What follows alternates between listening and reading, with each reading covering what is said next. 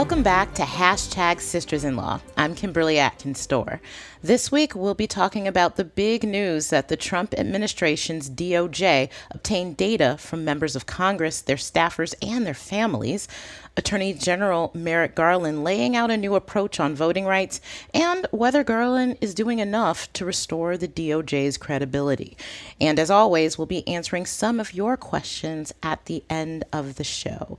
But first, I want to chat with you guys. I know we have a lot of big pieces of news that we're going to discuss in the podcast, but because so much happens, there's a lot of news that we can't always get to in the podcast. So I just want to sort of throw one thing that I saw this week that we won't get a chance to talk more deeply about, unfortunately, and that's the fact that Kim Kardashian has apparently again failed the baby bar. Now, what is the baby bar, you may ask? I know I asked that the first time I heard this in reference to Kim Kardashian. I took the bar exam in Massachusetts and New York many years ago, and I went to law school. I never heard of the existence of a baby bar. Turns out, for people who do not go to law school, often because, like Ms. Kardashian, they do not have an undergraduate degree, which is required for most accredited law schools. There is sort of an apprenticeship program in California where they can kind of work under the wing of an acting attorney, sort of take some different classes after the first year of this alternative study. You take this exam, which sounds like it's meant to tell people, hey, maybe this is for you, or maybe it's not. Like, there's your chance after the first year. You don't have to keep going for several more years in this. But twice now, Ms. Kardashian has taken the baby bar and failed. That news broke this week, and I feel very bad for her. I know the main bar exam was pretty hard. I don't know what the baby bar is like, but my condolences. What about you, Barb? What caught your eye this week? I know we don't have time to talk about this in depth, maybe down the road, but, there was this ransomware case, and we've seen this ransomware phenomenon coming up more and more. Colonial Pipeline was held for ransom, and there was that big shutdown with gas and oil supply.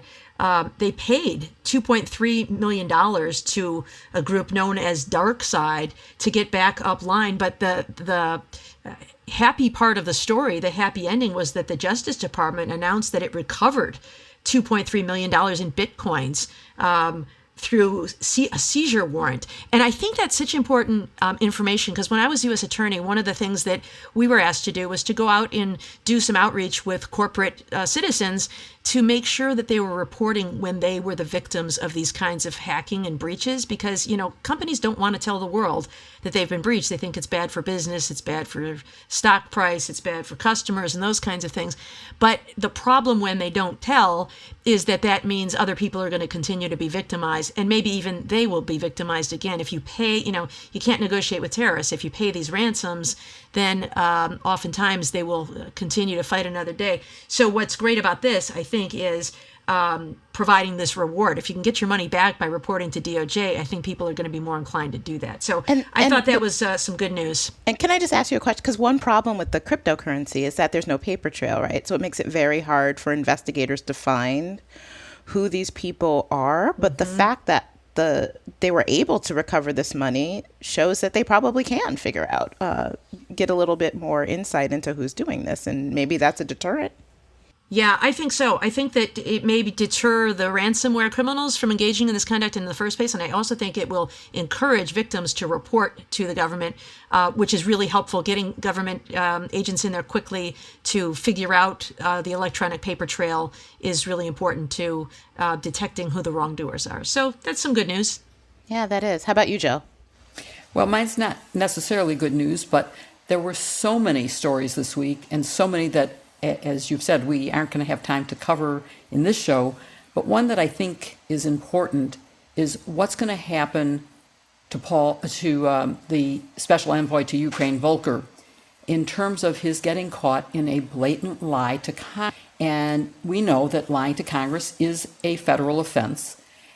There's now a recording that's been released of a phone call that he and Rudy Giuliani were on with a Ukrainian official, in which it's very clear that there was a quid pro quo discussed, that has gone unpunished. And I think we'll be talking about accountability and how important it is during our show, that if we allow him to lie to Congress and have no consequences, we aren't going to be able to have oversight. We aren't going to be able to have a functioning government.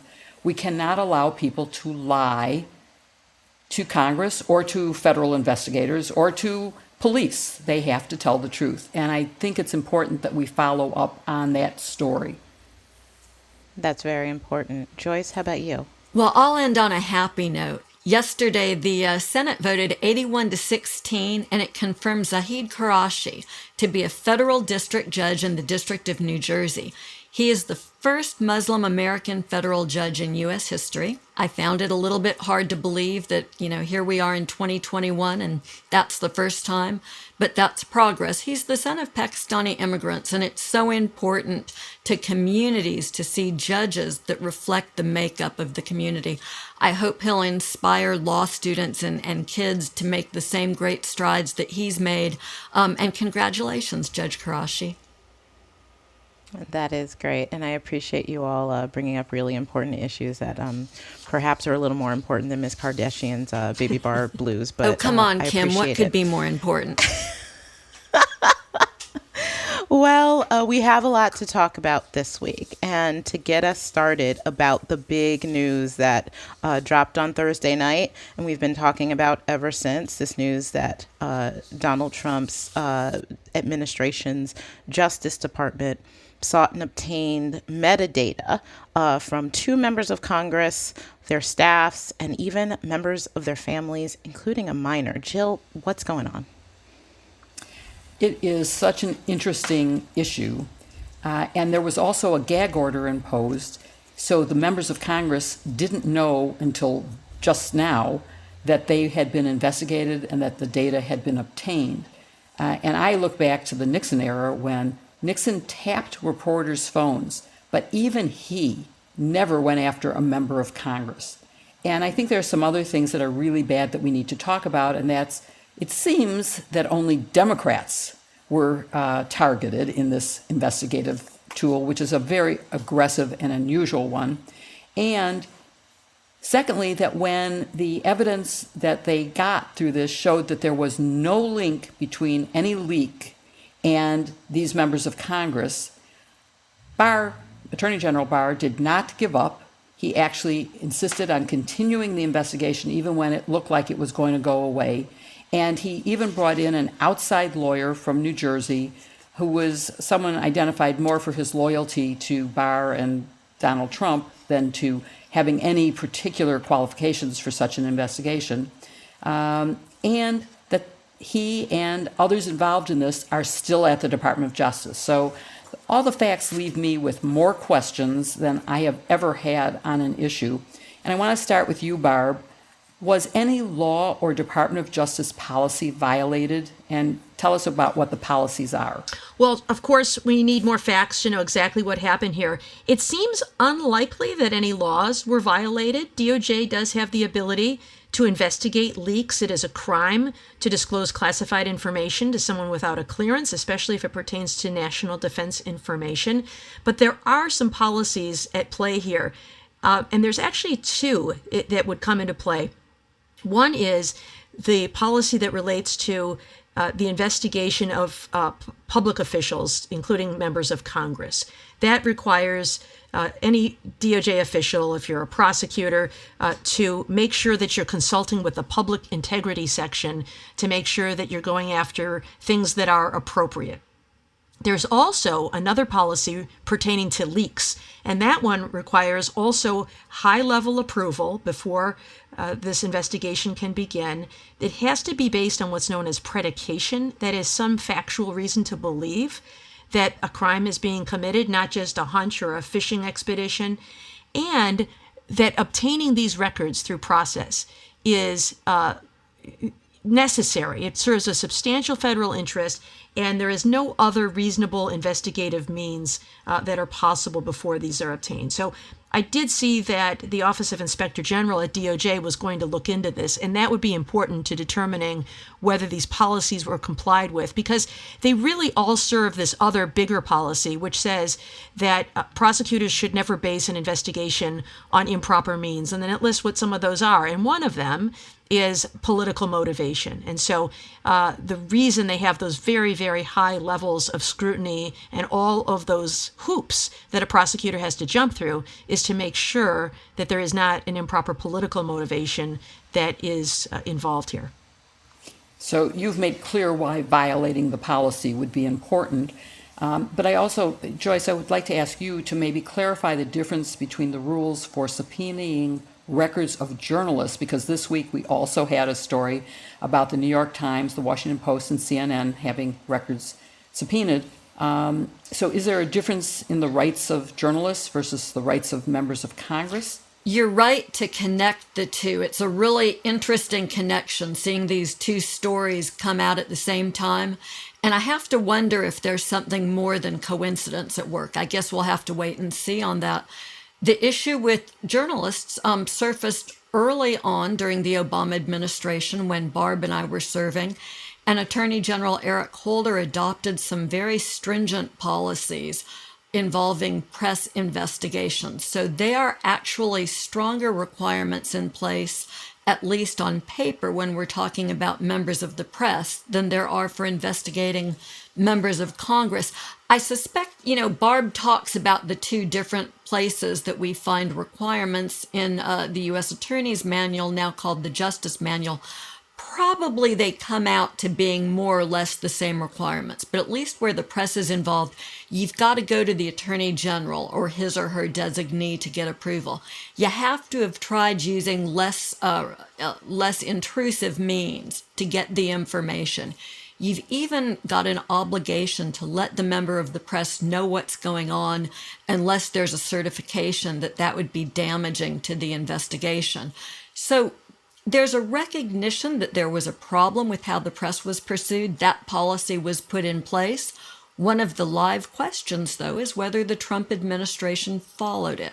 It's early days. We still have a lot to learn, but it's clear that there will have to be reconsideration of the policy as it regards investigations into members of Congress and people adjacent to them, and that those requirements may need to be beefed up.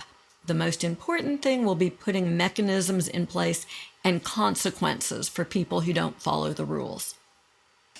And I think it's important to note that President Biden has said that he will not allow that to happen again, that he does not want the Department of Justice to be using this method against. So it's not likely to happen, and the policy will be going forward. It does make it look like big politicization at the Department of Justice in doing this, especially if it now appears that only Democrats' records were seized, and that Sessions and Barr did it at the request of Trump, although we have now seen reports that, what, who, me? I didn't know about any of this stuff.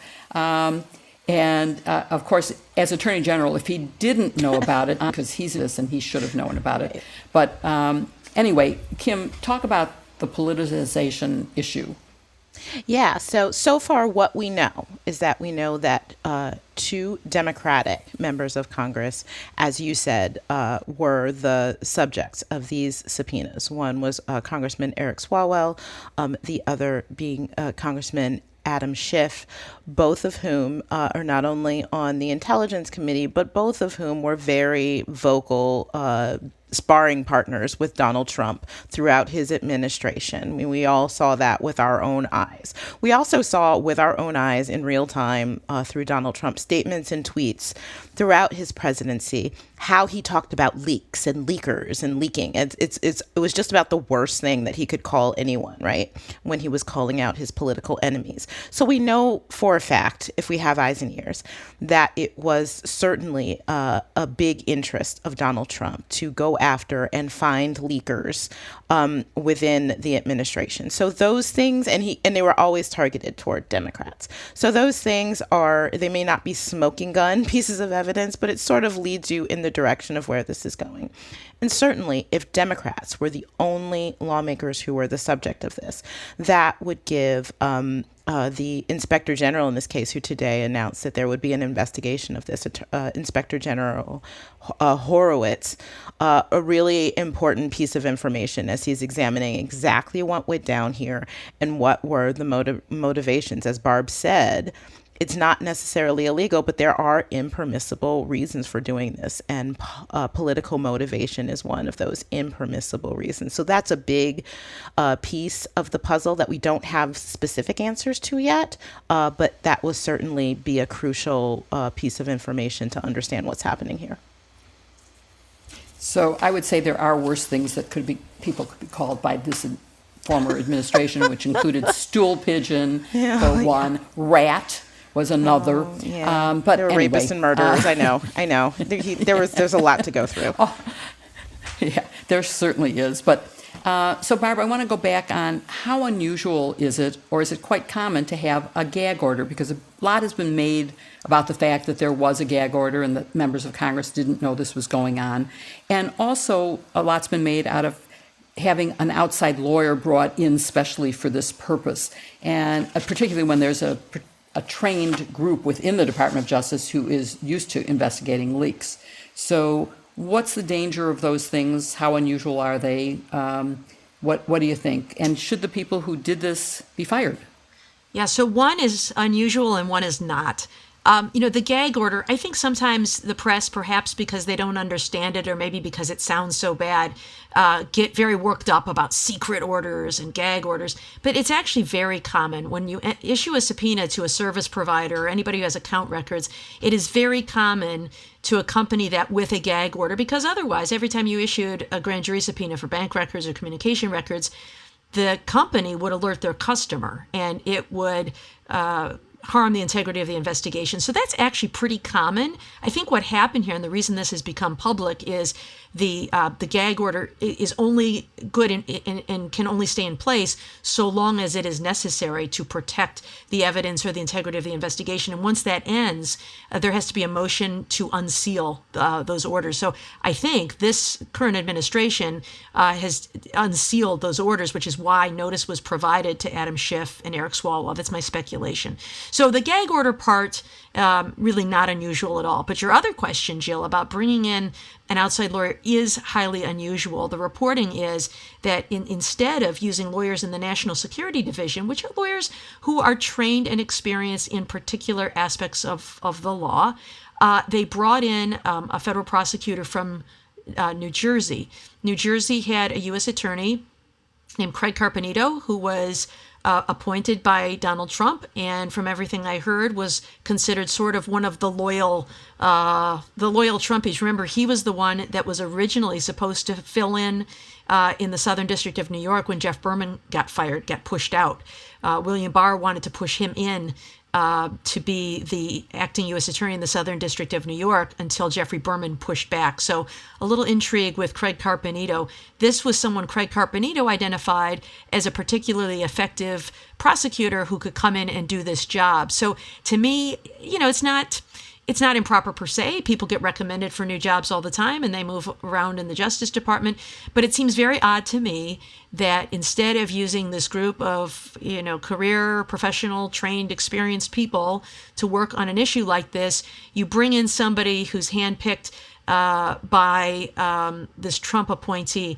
And this was really very much a Barr play, right? We saw this in other places as well, where Barr would install his loyalists in various places. Remember in Washington, D.C., during the Flynn and Stone cases, they pushed out Jesse Liu, who was the U.S. attorney there, and they installed a former aide to William Barr to be the acting U.S. attorney there.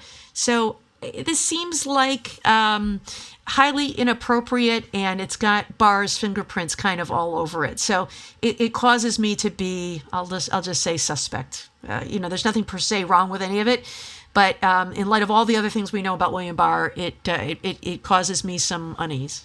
certainly causes me unease. And we've already mentioned that it probably is not a violation of federal law, but maybe of the Department of Justice policy. But one of the reasons it's not is because a grand jury subpoena was used. And so I think maybe it's worth our having Joyce describe a little bit about how a subpoena comes into play, how it's obtained. And we've mentioned that you need predication or some legitimate factual basis for getting that. What possible predication, including for a minor, which, I can see how you might have a legitimate reason to believe the defendant is using their child's phone in order to hide the phone call. So could you talk a little bit about that, Joyce? Well, I think that's right, Jill. There's a possibility that there was predication here. The surrounding circumstances suggest that this investigation should make us all nervous, but we do need to know the facts. But here are the basics. I feel like I'm going to do the Sesame Street thing on how a bill becomes a law. How federal prosecutors get a subpoena. You've got to have a grand jury subpoena. It's actually called a grand jury subpoena. So let's say I'm the prosecutor, I'm investigating, and I have predication to open a case. That just means I have good reasons, a good faith basis for pursuing an investigation. And the subpoena I can then cut on my own and have sent to, let's say that I want bank records. I send it off to the bank. I don't have to get the grand jury's approval in advance. I don't have to go to a federal judge. There's probably a procedure in my office for a supervisor to review it and make sure that they're comfortable with that subpoena. And then when I'm provided with material back from the bank, I do actually have to go before the grand jury and make what's called a grand jury return. The agent comes in and tells the grand jury that we've received this information. But the process itself operates at a readily available level for prosecutors. So once this leak investigation gets opened, it would have been easy for the prosecutors to obtain these subpoenas. And that's the big question here. Who knew? What kind of supervisory approval was in place? Bill Barr told Betsy Swan, a reporter at Politico this afternoon, that he did not know, that he was not in the loop. So apparently this is too distasteful even for Bill Barr to be involved with. Lots more detail here that we need to learn. Can I just ask you a question, though, Sure. Joyce? Does that pass the giggle test? Is there any way that this is happening with the subject being members of Congress and their family members and Bill Barr not know about No, it? it doesn't pass the smell test at all. And I think Jill referenced this. What makes me really nervous here is the notion that they're not looking at everybody who had access at this information. They're looking only at a handful of Democrats and people who are in their inner circle. Now, maybe they had specific information. Somebody really credible came to them and said, that Adam Schiff, he's a bad guy and he's leaking. But there's no indication that that's the case. And we know that this investigation dragged on for years. In fact, it had lagged by the end of the Sessions administration. And Bill Barr, instead of closing it, which is what you do when a grand jury investigation isn't productive, he resuscitated it and brings in this guy from New Jersey whose qualification appears to be that he passed the loyalty test. So nothing about this looks kosher right now. So now we've had a giggle test and what was yours, Joyce? You called it something else, and I call it the red face test. Can't get in court without blushing.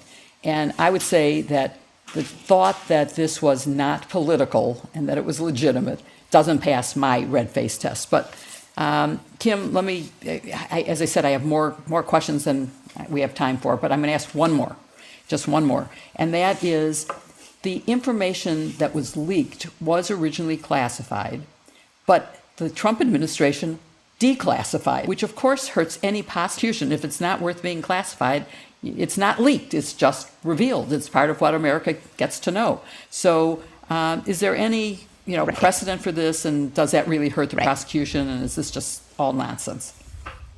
Well, it just shows how ham-handed this whole operation was, really, because you are right. Just divulging information about the White House in itself isn't illegal, but it certainly is illegal to disclose classified information.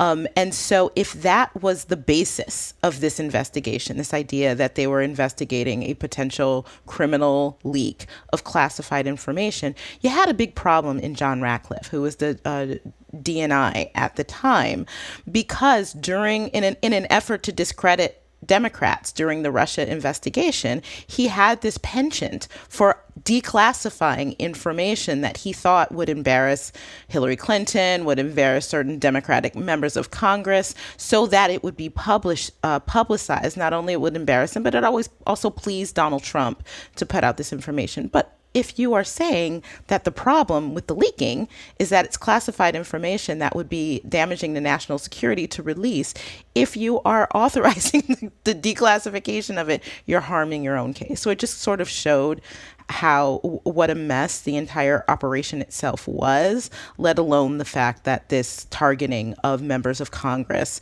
is really, really damaging to democracy.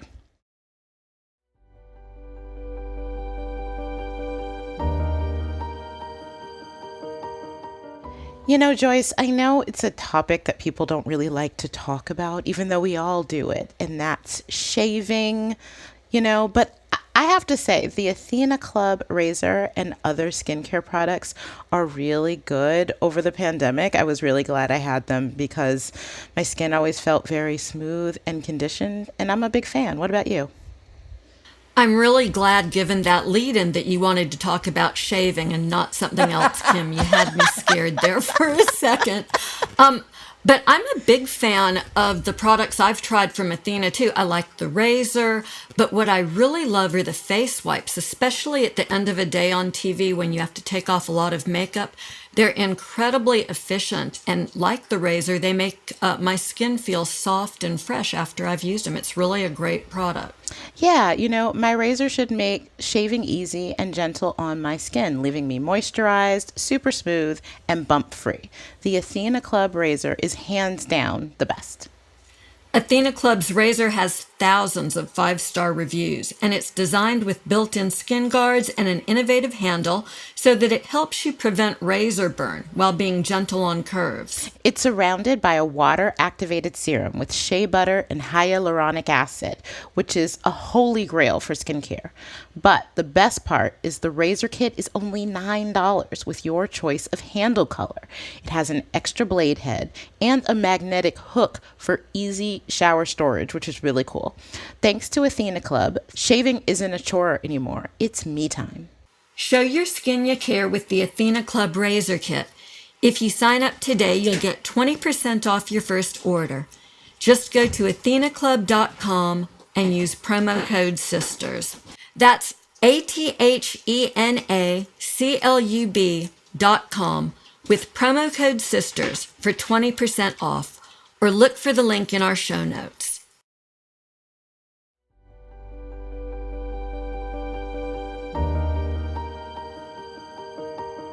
So now we are moving on to Attorney General Merrick Garland as he made a big address on voting rights. But first, I want to ask everyone, given that he made this address as this massive news about these subpoenas was dropping and the Inspector General said that he was looking into it, was I the only person who was surprised that he didn't mention it at all, that he didn't even just say at the beginning, by the way, I welcome the Inspector General looking into this and we're pleased that he's doing that? Joyce, were you surprised that Merrick Garland didn't say a peep about it? I was surprised.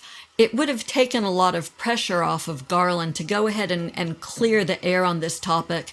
The Deputy Attorney General, Lisa Monaco, had already asked the Inspector General to open an investigation. Garland could have said that they would have no further comment, and it would have, I think, taken a little bit of the oxygen out on that issue. What do you think, Barb? Yeah, Joyce's suggestion is not a bad way to handle it, but I'm not surprised that they didn't. They wanted to orchestrate this message. This message was not given from the normal press room on the 7th floor of the Justice Department. It was done in the Great Hall. This was a speech on policy and priority to the Department of Justice employees. And so I think to clutter it with that other message would have been a distraction from Merrick Garland saying voting rights is incredibly important. They are under attack, and we're going to go after it now. So, I think the announcement by Lisa Monaco, the Deputy Attorney General, handled it earlier in the day, and I think he just wanted to separate those two things. I don't know if it's the right or the wrong decision, but I wasn't surprised. All right. Well, Jill, what do you think? I agree with both Joyce and Barb, which is not unusual. That happens so often. But I think it was a missed opportunity to lay to rest a big concern, and that it's just a messaging mistake. But in terms of messaging, I don't know if anybody else remembers, there was an attorney general who covered up the statues in the Great Hall, at least the John female. Ashcroft. Oh, I thought about that today when I saw the angle that was like right at breast level. Right, exactly. So as I was looking at the setup for this speech, I thought, okay, we've come a long way where we can recognize the human body as an artistic sculpture. So sorry for bringing that up, but it was just so prominent in my mind, remembering the Ashcroft actually draping the female body. Because I have to say it was so weird the first time in the Obama administration to go into the Great Hall, and suddenly that blue drape that had been over Lady Justice was gone, and you felt like the world had been restored. Yeah, the two things I remember most about John Ashcroft was that draping and also his rendition of Let the Eagle Soar. Google it if you don't know what I'm talking about. You will not be sorry. But anyway, I'm going to turn to Joyce now to take us through what Merrick Garland talked about with respect to voting rights. Well, y'all are making it hard to turn to a serious subject, but this is serious. And it was, I thought, a welcome development from the Department of Justice. Right before we got together, Merrick Garland gave this landmark speech on the use he's going to put DOJ's Civil Rights Division's resources to protect our elections. And so this gives us the opportunity to have some hot takes. I know my hot takes aren't always the best ones, but we're going to indulge today in hot takes. And I'm hoping that we can talk about what he said and whether it's enough to protect free and fair elections in light of the attack that Trump supporters have been mounting on them. So Garland, who is really a pretty remarkable intellect, he's a historian, he shared his early experiences at DOJ, he talked knowledgeably about the laws and the history of voting rights protection and suppression in this country. But let's focus on the deliverables, because Garland was all about what he's going to do. And let's talk about his plan for protecting elections and whether it's enough. So, Barb, I'm going to start with you, but I'll go around the room. What do you think is the most important action plan that Garland proposed today? Well, the one that caught my attention was doubling the staff of the attorneys enforcing voting rights laws. I think you mentioned, I asked, what's that staff? You mentioned you think it's around 34. So going from 34 to 68 lawyers is a pretty substantial increase. And, the reason we're in this crisis, of course, and we're seeing all these states passing all these laws to make it harder to vote, is because the Supreme Court set the stage with the Shelby County decision in 2012, I think it was, that said states no longer have to go to the Justice Department to get pre-clearance approval whenever they want to change their voting laws. And so as a result, remember there was that dissenting opinion by Justice Ginsburg there when she said, it's working. Why are we ending this? And she said some memorable quote along the lines of, you don't throw away your umbrella in the rain just because you're not getting wet. And so, they did throw away the umbrella, and now it's pouring in Georgia and Texas and all these other places. And so I think it now falls upon the Justice Department, because there is no pre-clearance, to now go after and file lawsuits against these after the fact, after they get passed and they're on the books. And so it's going to be more time intensive and more challenging. But with that increase in staff, that says to me that they're going to make that enforcement a priority. And so I would expect that we're going to see lawsuits challenging some of those new laws in all of those states. It's going to be a methodical state-by-state process to file lawsuits to push back on some of those laws that are violating voting rights. Yeah, I agree with you. The voting rights section has always been understaffed, and so this is tremendous news that they'll have more capacity and more resources. Kim, what caught your eye today? Yeah, I agree. I think that is a really important move, putting the staff where his mouth is on this priority, and really prioritizing enforcement. I think that the most important thing, though, when it comes down to it, is what he said at the very end, which is the need to pass H.R. 1 and the John Lewis Voting Rights Act in Congress. There's only so much the DOJ can do, unfortunately, unless Congress shores up the Voting Rights Act from where the Supreme Court already 8 years ago gutted a crucial section, Section 5, which gave DOJ that pre-clearance authority in districts with a history of shenanigans when it came to voting rights problems and really restricting access to the polls. But also because right now, the Supreme Court, any day now, can issue an opinion that also really, really guts Section 2, which is the only mechanism left under the Voting Rights Act to try to stop some of these laws. It can't stop these laws from being passed, but trying to challenge them to say, look, these laws are really unconstitutional because of the way that they cause racial discriminatory voting restrictions. So without Congress acting to shore up both of these things, which is why you need, for the Section 5 part, to restore that, you need the John Lewis Act. And then you need H.R. 1 to give you the tools to protect Section 2. You're really not going to be able to get as far as you need to go. It's great that Merrick Garland is really prioritizing enforcement of voting rights problems in unconstitutional acts, but he can only do that if he has the law behind him, and right now that law is really weakened. So I think that's the biggest Do you think part of what he was doing today was putting pressure on the Senate, Kim? He did make a forceful case for, I can do this much and I'm going to aggressively use my statutes, but I really need 1 in 4. Do you think part of this was a pressure campaign? I hope he has called Joe Manchin to say, listen, buddy, this is not a drill. We really need to protect voting rights and protect democracy. And what you think is protecting democracy isn't really doing it. So, yes, I do think that it was a message to Congress. I don't know that he called him. Y'all heard it. I think... Y'all heard it here first, right? Garland to Manchin. This is not a drill. Correct. New reporting from the sisters-in-law. So Jill, lots of deliverables left. What caught your attention in Garland's speech? So, well, there were so many that were important, but I want to follow up on a little bit of what Kim was just talking about, because there's also an interpret this, which is he said, and this was important, that he's going to, use to the full extent that he possibly can provisions of law, and that he's going to carefully scrutinize every new state law, and that will be used by Manchin and the Republicans to say, well, that's why we don't need H.R. 1, and that's why we don't need John Lewis, because they can just up their game on the existing laws. And so that worried me a little bit. So it is going to take, as Kim was saying, Garland to Manchin, pay attention. And I think that that's really important. But it is important. And I also want to point out that I've always sort of had this problem, or not always, but during the Trump administration, the pre-clearance only matters if you have people who actually want to protect voting rights. And when you have the Trump administration, pre-clearance doesn't mean anything, because they would have cleared anything. They don't care. And so I'm not sure that pre-clearance was the be-all and end-all. It was when we had people willing to enforce voting rights and to protect them.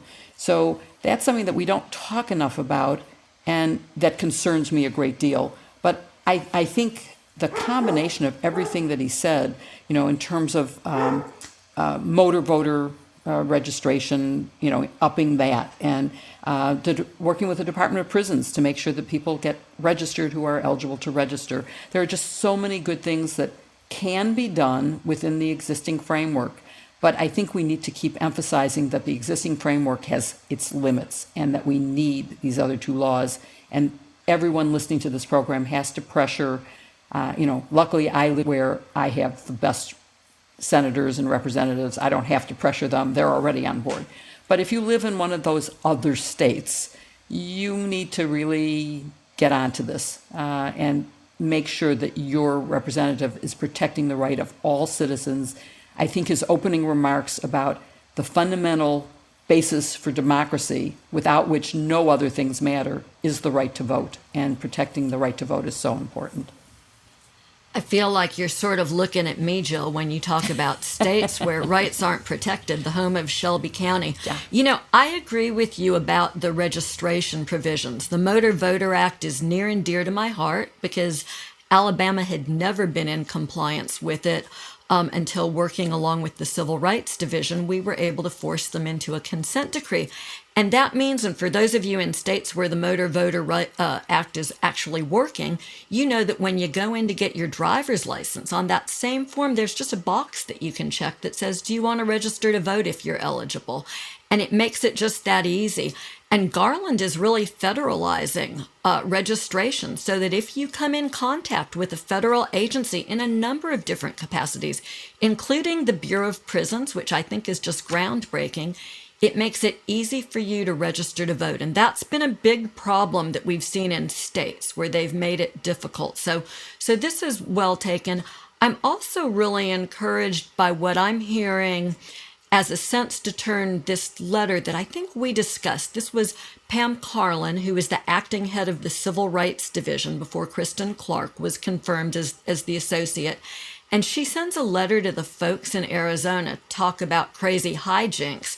And it says, listen, this post-election recount thing you're doing, you might be violating civil or criminal law because there are rules that govern the chain of custody for ballots and equipments, so you can't just give your machines to the cyber ninjas, right? And she also pointed out that you can't go out and knock on people's doors and take steps that could intimidate voters. You can't suppress the vote. That letter, if it's turned into nationwide guidance, could be powerful, since a lot of our concern is about these laws that are being passed to take away control of elections from neutral officials. So hopefully that's a good step. One last question for the group. Obviously, there's some good news here. Obviously, y'all have some concerns. But do you think this is enough? Is it a good start? Is it a comprehensive plan? Or are you concerned that this is more like government aspiration that won't really be effective?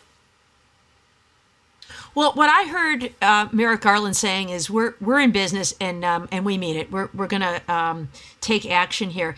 As Kim and Jill have said, I don't think it can do all that the legislation could do, which is to protect rights in the first instance. All that DOJ really can do is go after and chase people after they've violated the law. If states impose restrictions, DOJ can file lawsuits and try to get those invalidated. But that takes a long time, and it only comes through litigation in court. A more streamlined, effective way to do it would be to pass these laws in the first place. But I'm very encouraged. An attorney general has only so many priorities he can focus on, and there are a number of them, like protecting our democracy from domestic extremists, like the January 6th attack and the ransomware issue that we talked about earlier. To see Merrick Garland give a big speech like this early and commit to these resources, they say personnel is policy. If he is moving all of these resources to voting rights, this says to me that this is going to get his attention as a priority. I was also heartened by the fact that he called out he's always very restrained in an effort to appear independent and nonpartisan, but he really called out this pretextual argument that these laws are necessary to protect against voter fraud. He highlighted the fact that every judge who looked at this found zero fraud whatsoever. So I think he means business on this, and I found it to be heartening. Yeah, I second everything that Barb just said. And just quickly, as a reporter for years, I would cover the president's budget, knowing that that budget would never turn into law. But it was important because it set out the priorities of an administration. And I think this speech is like that. However much of this actually works, and that depends a lot on the Supreme Court and it depends a lot on the Congress. It's good to know that this Justice Department has prioritized voting rights to the full extent that it possibly can. And I do believe him in that. I don't agree with everything Merrick Garland has done, but on this, I do believe that he has fully prioritized this, and I hope that there is follow through. Jill? My brilliant colleagues have said all the things that are really important to say, which is that, I'll just say I do think that he laid out some very specific, detailed ideas. And that means that he's thought them through, he's prioritized them, as we've all acknowledged, and that because they're so specific, they are implementable and can help. But again, I'm back to they are only going to go so far if we don't pass the Senate bill and the John Lewis bill. So we can't get away from we still need more. This is what can be done within the limits of what we have now. So I thought it was really a good speech.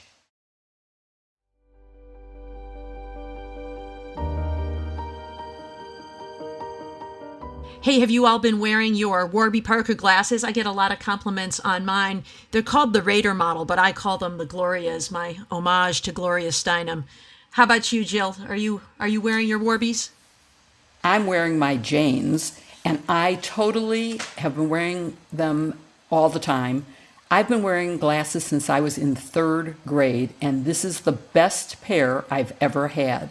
They could not be better. What about you, Kim? I have been loving my Jillian glasses. I got them in the nutmeg color, so they look like you barely can see them, which I love. It sort of blends into my skin, which if you want, your outfit to be center stage and maybe not your glasses all the time, I like that. I also have another pair that are in blue when I want to stand out a little bit more, but I love them so much. I get tons of compliments. And, I was going around most of the pandemic not seeing very clearly, so I needed new glasses, and now I can actually see when I go out. How about Joyce? How about you? I'm a longtime Warby fan. I actually have a couple of pairs and sunglasses. And so something that I knew about Warby was that they do a great job with my lenses, which are, I'm getting older. They're a little bit more difficult to do. And they do a really good job. I get great vision with them. But my frames are all pretty boring. So I branched out and got a red pair of the Olivers. And even my high school senior told me I looked really good in them. So I'm very pleased. That's high praise. It is. Compliments from the high schoolers. That's high praise. Well, we know that Warby Parker has the best boutique quality eyewear at a revolutionary price point. Glasses start at just $95, including prescription lenses, sunglasses, progressives, and even blue light lenses to protect your eyes when you're looking at the computer. Try Warby Parker's free home try-on program. Order 5 pairs of glasses to try at home for free for 5 days. There's no obligation to buy. Ships free and includes a prepaid return shipping label.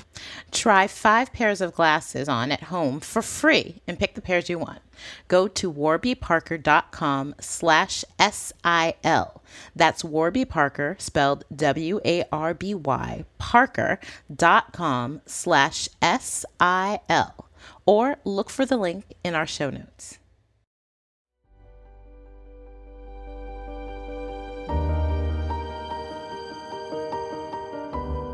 And for our final segment, we're talking about A.G. Garland again. We praised him a lot on voting rights, but there are some things that he's been doing that has caused some folks, including me, I'll be honest, to scratch their heads. So Barb, talk to us a little bit about some of the decisions Garland's DOJ has made.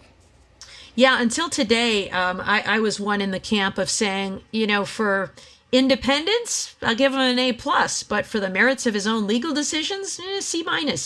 I think many people had been hoping that Merrick Garland would correct some of the abuses we saw in the Trump administration, and we've been a little bit disappointed in his performance so far, and maybe even his lack of urgency.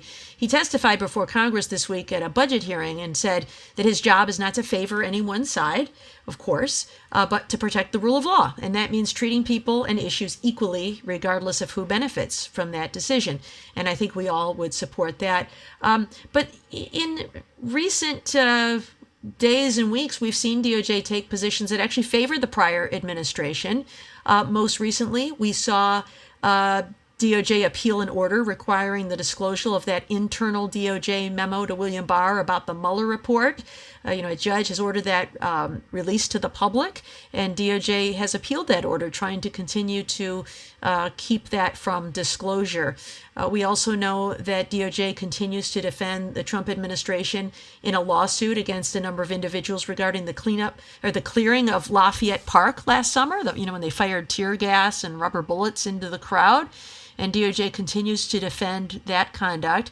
And then this week, the one I really want to talk with all of you about is we saw DOJ file a brief defending Trump in the defamation case brought by E. Jean Carroll.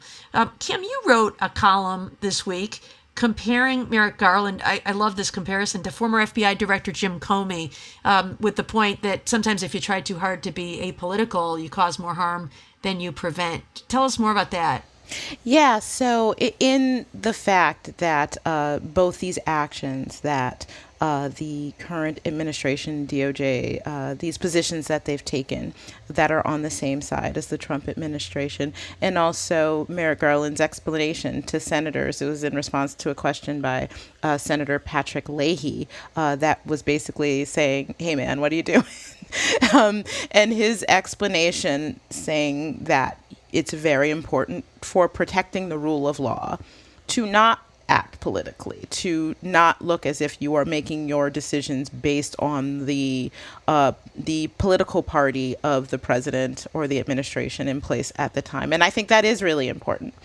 But I also think that that has its limits. And it does remind me of the explanation that former FBI Director Comey gave when he decided to twice go and make statements right before the election about the probe of Hillary Clinton's home server, once saying that they were sort of re-energizing the probe into the server based on some information, and then when it was far too late, saying that no charges would be brought against Hillary Clinton, but still excoriating her for her actions.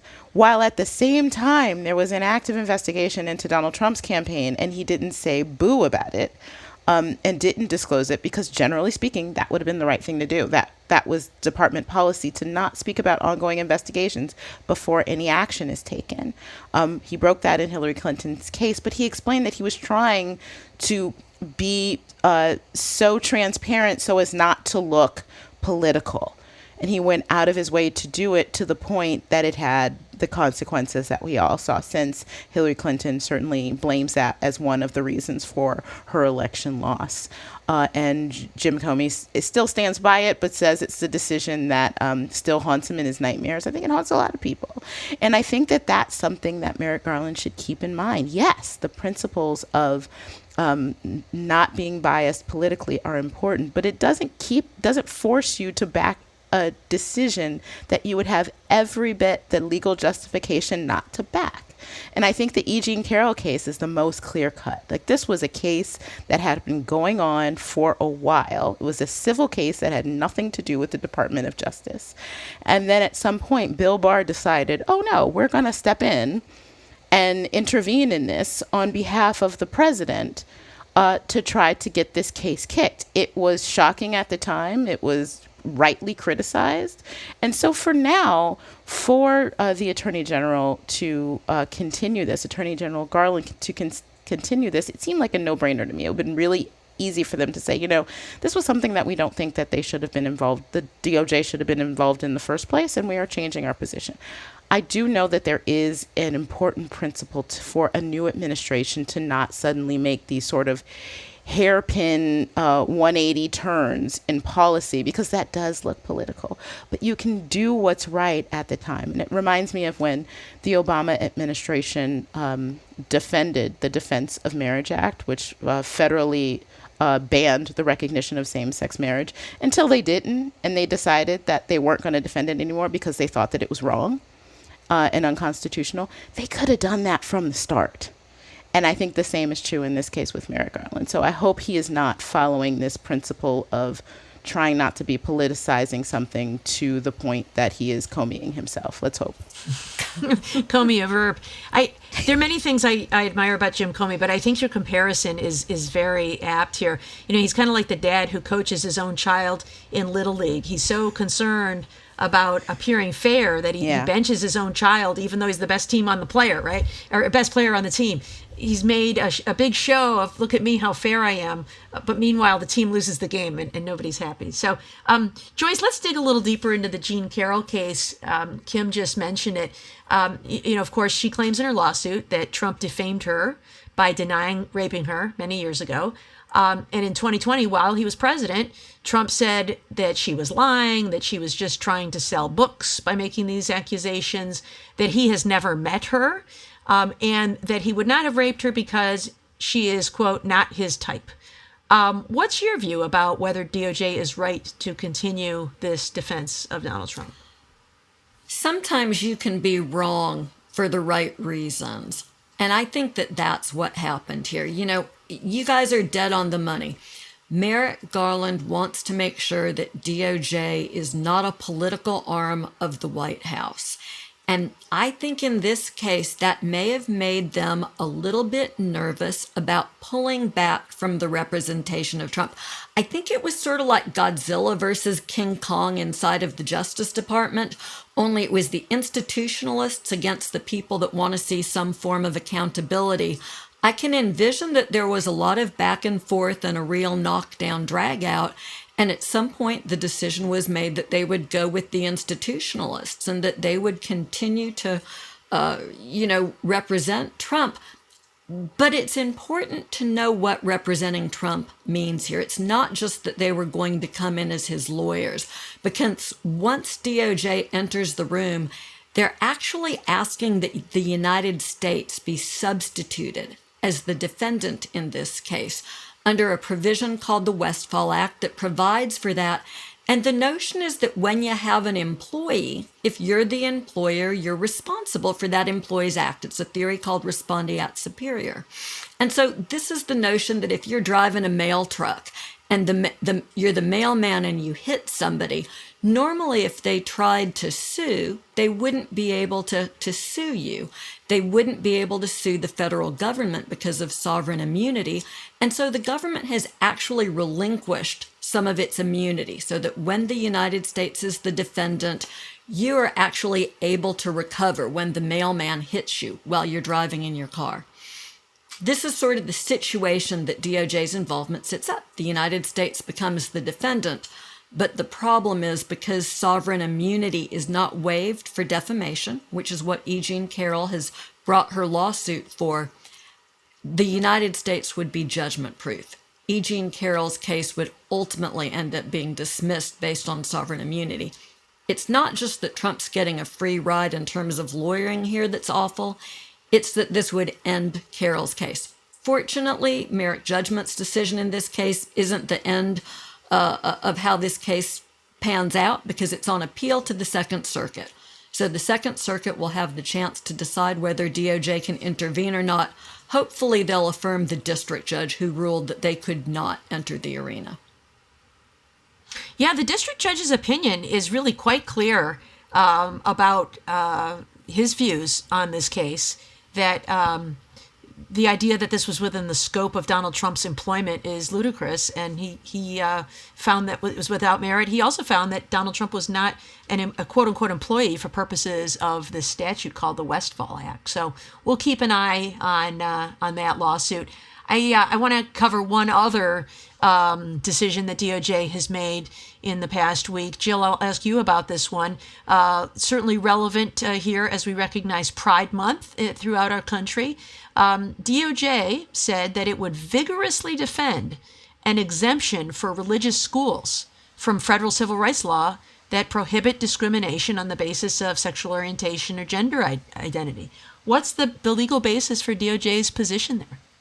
So let me just add one more comment on the last discussion, which is the red face test or the giggle test isn't passed by saying that Donald Trump's defamation was the scope of his job. It just doesn't pass the test, and that should be the end of it. And saying that we have to be institutionalists, that would have led to, for example, separate but equal being defended continually because that's what the policy had been. Sometimes things change, and you have to be with modern. But this other case is quite interesting, and the language that was used is another example of going too far. The Department of Justice, you have to understand, has an obligation to defend any law that Congress passes. That is their job. And so there is this law that exempts institutions from certain of our otherwise widely applicable laws. And in this case, that's the legal basis, is they're saying, well, we really don't have a choice. This is the law of the land, and we have to defend it. And I think there was a strategic reason why they made this argument that they would vigorously defend it. And that is that they were worried that it didn't say that, and if the courts had them not, that much worse representing the point of view of defending the law, and that it would go way too far. They have actually amended what they submitted, and the word vigorously has been changed to we can provide an adequate defense. And they've also added language about, we haven't completely reviewed everything, and that, it's premature to say that we will or won't defend this. And so they've done some changes in response to what I believe was completely justified criticism of their taking on this case and saying that they would continue to defend exemption, and that therefore schools with federal funding could discriminate against the LGBTQ community. And I'm hoping that they will come to their senses, particularly because there are two things. There's a blog and a memo that have been issued that both are contradictory to this, basically saying that the law says cannot discriminate on the basis of gender, and there's a Supreme Court says by that we include gender identity. And so I'm hoping that this will be undone by policy within the Department of Justice, and that they will back away from continuing to vigorously defend this exemption against LGBTQ. And as you point out, this is Pride Month, and it'd be a good time for them to take a look at this. Yeah, I'm so glad you mentioned that they changed their filing from vigorously to adequately. I think that's a real sign that they are rethinking their position here. I imagine when a new attorney general comes in, it's kind of overwhelming to get your arms around all of the pending litigation. But I wonder if they aren't having that debate about going the way of DOMA, the Defense of Marriage Act that Kim mentioned, originally defending and ultimately deciding against defending it because it was indefensible. It's so interesting to me that we continue. I mean, I am a religious person. I respect the religious rights of everybody, but that we continue to allow religion to be a guise for discrimination. I remember just a few years ago, one of the cases that ultimately got joined with Obergefell, which is the Supreme Court case that permits marriage equality. One of those cases that made it into that, that was actually a series of cases that were collected, was a case called DeBoer out of Michigan. And the trial occurred in Detroit. And because I knew it was historic, I went over and watched a couple of days of the trial just to see it. I thought it was fascinating. And as I would go in and out of the courtroom, I would see picketers walking around the courthouse with signs about, marriage is one man and one woman. And I thought it was like I was living in a page of history. And I thought to myself, this is like, what it must have been like in the early 60s in the Deep South. How do they not see? They're just simply on the wrong side of history here. And so it's frustrating to watch how slowly these changes take place. I'm confident we'll get there, but I feel bad for people who have to suffer through it while we slowly slog away at these things. I was just going to say, Preet Bharara wrote a really interesting note this week where he talked about Robert Kennedy as the Attorney General of the United States. And it was from a biography of Robert Kennedy that said, Robert Kennedy was determined to transform the Department of Justice from a citadel of stare decisis, kind of just processing cases, into an agency for reform.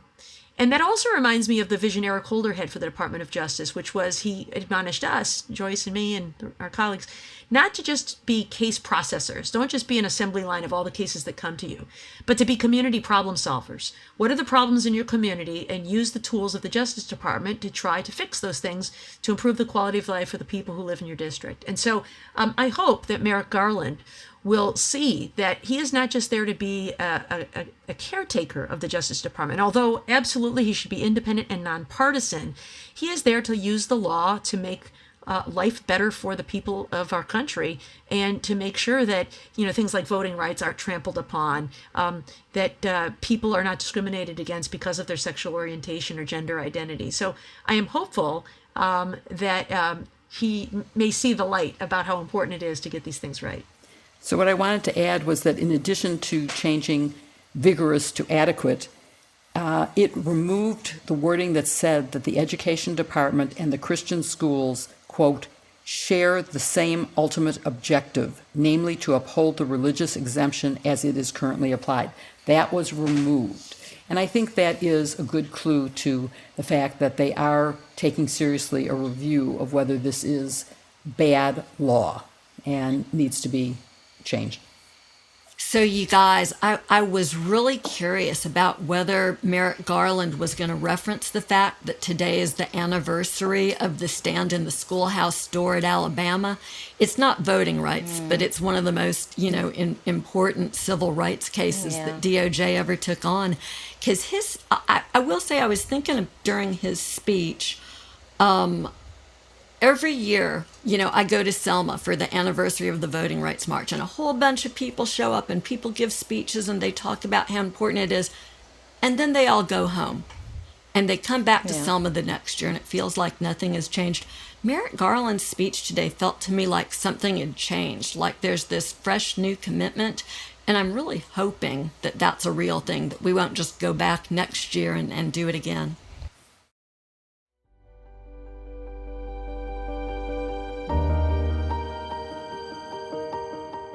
Hey, you guys, I know you all listen to Audible just like me. I just downloaded Clint Smith's new book, How the World is Past. And like many Audible books, he narrates it, he reads it himself. And it's really nice to hear the author in his own words speak about the work that he's done. In this case, it's examining the history of slavery in America, which is so important right now.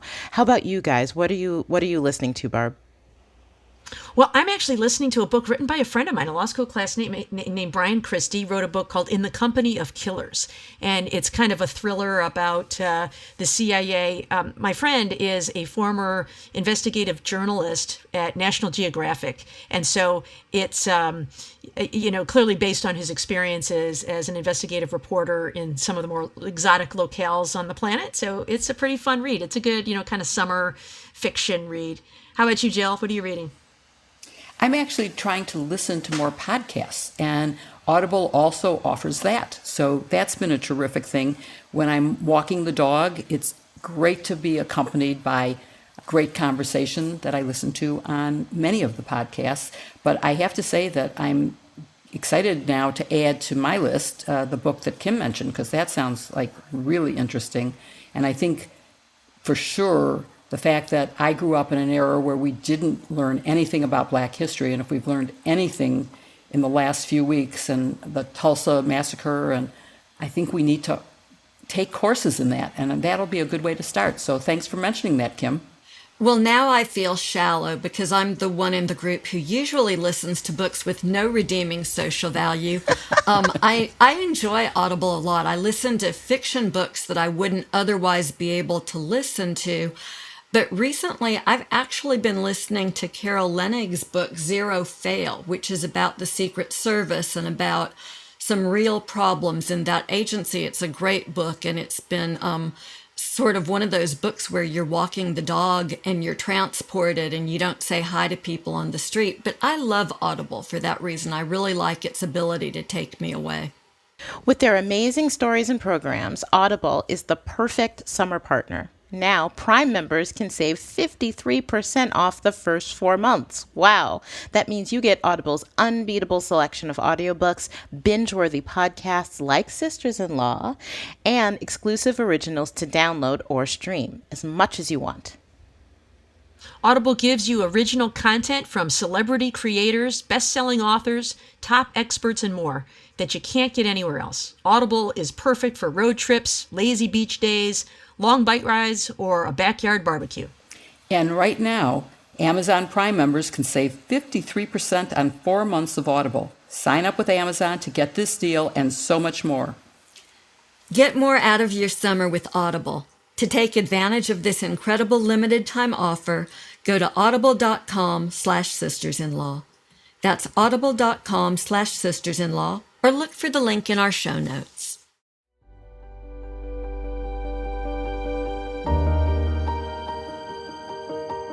As always, we've received some really great listener questions this week. If you have a question for us, please email us at sistersinlaw@politicon.com or tweet using the hashtag sistersinlaw.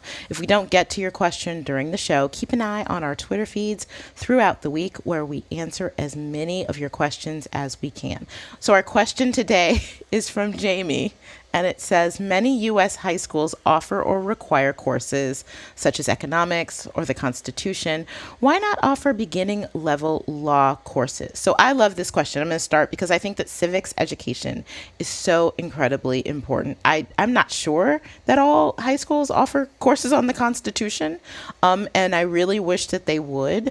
I certainly do think that things like the rule of law, things like the Constitution, and the topics that we talk about on the show, the basis of these laws, the statute, should be taught in high schools. I personally think a lot of the reason that we have seen misinformation and disinformation campaigns be so effective in recent years is because of a lack of civics education. I know this was a topic that is very close to the heart of retired Justice Sandra Day O'Connor. In her early retirement, she did a lot of talking and writing books on this subject, and she really wanted to increase it, and I admired her greatly for that. I think it's super important. Hey, do you guys remember that segment that Jay Leno used to do where he would just kind of like walk around on the street and ask people like, so what's the electoral college, and they'd say something like, I don't know, is it a 4-year university? It is astonishing. I think it's in Pennsylvania. It is astonishing how little people know about it. But I agree with you, Kim. It'd be great to teach it in our schools, but it seems like we keep adding more and more things that our schools are supposed to teach our kids, like financial management we want to add, and peer conflict resolution and other kinds of things. I think maybe we're spending too much time also, teaching to the test with all the standardized tests that we have kids taking. We've overloaded their plates. And so we've stripped away the time to teach about what it means to be a citizen of the United States. As I agree with you, I think there's nothing more important than understanding the basics of civics and voting rights and so many kinds of things that people just don't understand. I am heartened, in the absence of that, what else can we do? A friend of mine, Stephen Henderson, is he hosts a radio show, is doing a summer book club on the Constitution. Let's read the Constitution, and talking about a different part of it every week. So I think there are things that all of us can do to try to supplement what's going on in our schools in their failure to educate our students on civics. You know, I live in Birmingham where the public school resources to do it. But I will say that in the meantime, there are ways that we can all get involved, even if it means going in and reading, do a class. I always go in once a year. There's a day where we read in the public schools. There are programs like We the People, where high school students have this opportunity to engage with the Constitution. Maybe the answer here is that we should all be more involved in helping to educate kids in elementary and high school. And having been part of the Chicago Public Schools as head of career and technical education for 5 years, I can say firsthand how overextended the schools are and how important these extracurricular or courses are that aren't really part of the actual educational method. I'm also part of a group that does a We the People constitutional, but I have mentored my goddaughter's high school mock trial program. And it is something that I so wish had been offered when I was in school. It really teaches you about the law in a very meaningful way and in terms of how the courts work. And it's a great, terrific program. It can also be a career identifier for many of the students who participate in it. So I think we need to make sure that we encourage and take part in helping the schools to offer these extra programs. But when it comes down to basic civics education, that has to be part of the school program. We are so bad in terms of what Americans know about voting, about districting, about the sense, about just, you name it, anything with how the government works. If you ask them, what are the 3 branches of government? What percentage of people do you think can answer that question? And we can't have an informed electorate if they don't understand the basics of that. The gold, frankincense, and myrrh, those are the 3. Yeah, you know, exactly. I'm glad I'm a Gen Xer, so I had Schoolhouse Rock. So thank you very much for that. And thank you all for listening to #Sisters-in-Law with Barb McQuaid, Jill Wine-Banks, Joyce Vance, and me, Kim Atkins-Storr. Don't forget to send in your questions by email to sistersinlaw@politicon.com or tweet them for next week's show using #Sisters-in-Law. And please support this week's sponsors, Athena Club, Warby Parker, and Audible. You can find their links in the show notes. To keep up with us every week, follow #Sisters-in-Law on Apple Podcasts, Spotify, Audible, or wherever you listen. And please give us a 5-star review. We'd love to read your comments. See you next week with another episode, #Sisters-in-Law.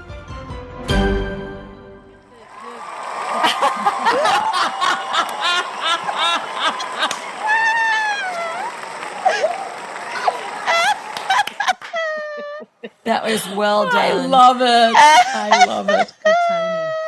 Kim, This your full name podcast was is- recorded before a fake radio audience. Whoever did that was fabulous, fabulous, fabulous. I'm sorry, what were you saying, I was Barb? going to say your new name just flows off the tongue now, right? You have no problem. You know, Kim Yeah. Atkins-Storr. I'm It all used to it. It works. The name is And I easy. think